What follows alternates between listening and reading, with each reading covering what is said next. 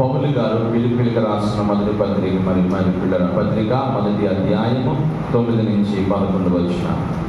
మీరు శ్రేష్టమైన కార్యములను వివేచింపగలవారొకటకు మీ ప్రేమ తెలివితోను సకల విధములైన అనుభవ జ్ఞానముతోనూ కూడినదై అంతకంతకు అభివృద్ధి పొందవలననియు, ఇందువలన దేవునికి మహిమయు స్తోత్రమును కలుగునట్లు మీరు యేసుక్రీస్తు వలనైన నీతి ఫలముతో నిండుకునిన వారై క్రీస్తు దినమునకు నిష్కపటులను నిర్దోషులను కావలెనని ప్రార్థించుచున్నాను.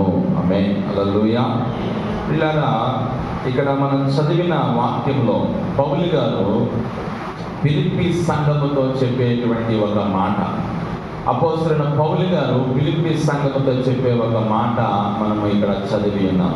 చాలా విషయాలు అక్కడ చెప్పారు, కానీ ఈరోజు మనం ధ్యానించబోయే మాట ఏంటంటే, మరి ఇక్కడ 9 నుంచి 11 వచనాలు కలిపి ఉన్నాయి. కానీ విడివిడిగా మనం చూస్తే వాస్తవానికి మనం ఈరోజు